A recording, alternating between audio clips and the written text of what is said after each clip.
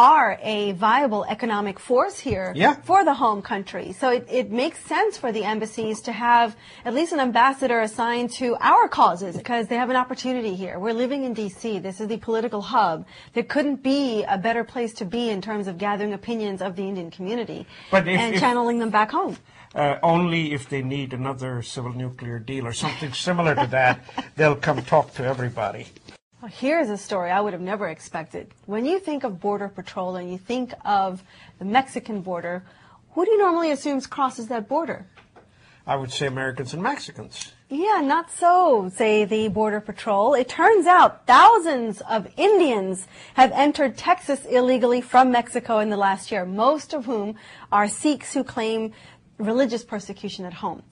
This has been baffling to the Border Patrol agents. They can't quite figure out how this is happening, but more than 1,600 Indians have been caught since last year when the influx and the crackdown began, crossing over from the Rio Grande. Many of them have been swimming across the river to cross into Texas.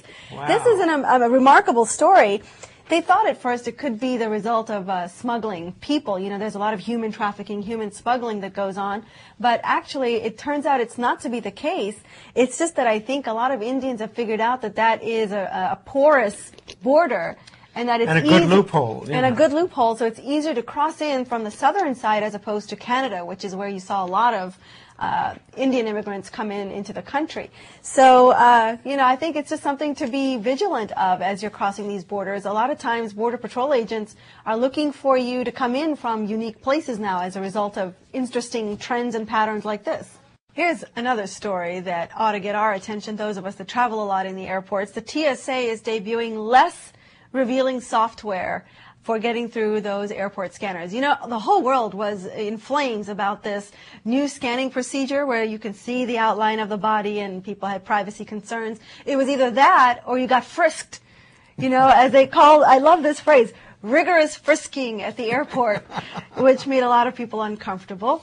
Which made our Indian ambassador pretty concerned. Well, and all the populace supporting her, you know. Well, it's where's the balance, right? Where do you balance the privacy that you lose for the security that you might gain, right? So the TSA is trying something new here.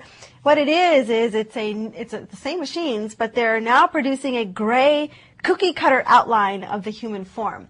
And if they find something suspicious, rather than pinpoint or show you exactly, they highlight a box around where they think the suspect things are, and that box is drawn on a generic picture of the human form as opposed to the person's exact body image. So they're hoping that this will lessen people's concerns about their privacy and worrying that, you know, people are getting a good look at their bodies because there's really, they're abstracting it by using a generic human form. But if you turn that down, folks, you still go back to the rigorous frisking that draws all those sharp objections. So this has been debuted in Los Angeles and in Las Vegas, which is where it was first tried. But they're going to be bringing it here to this region at Reagan National Airport and to the Atlanta Airport. So be on the lookout. You might be running into those sometime in the near future. Interesting. Let me take you to another world. You know, North Dakota. That's the town that has more cattle than it has population. They're also involved in export business. Kazakhstan, which is part of former Russia, got independent. They had 35 million heads of cattle. They were really rich. And then they dwindled to 2 million because they really did not take care. They ate whatever they had. Now they were concerned, so they contacted the world by putting out a bid. They said, we would like to open this up to around the world if they can help us breeding the cattle in Kazakhstan. So the cowboys out of North Dakota decided that was their game. So they went down. Folks, they won the contract, so $50 million. They're going to raise up to 35 million cattle heads by taking pregnant heifers from here, 20 bulls, and of course artificial insemination. And remember, bulls you butcher. And the heifers, the females, you want to make sure that they're impregnated and they produce more. In a lifetime, they do it about 17 times. Can you imagine that? 17 times. Kazakhstan, with the help of the cowboys from North Dakota, are going to be self-sufficient in cattle stock in the next 10 years. Wow, I don't think I could compete with that story.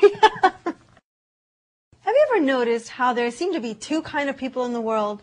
The ones that can eat just about anything, and then the ones that refuse to eat just about anything. They're the picky eaters.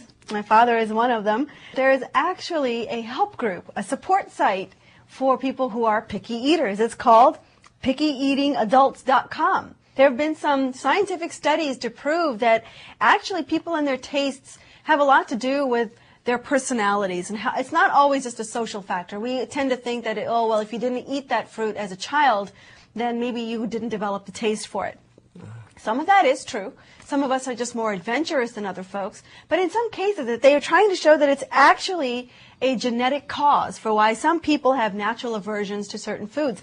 Turns out, here's something I didn't know, that the human diet, there are certain combination of genetic tendencies that could be at work. For example, if you don't like certain kinds of textures with food, a lot of people don't like, slimy textures or gelatinous textures. That could be a sign of a sensory processing disorder, which who knew? Or, if you don't like things to mix or touch with each other, some people like to separate their food. That could be a manifestation of an anxious or an obsessive streak.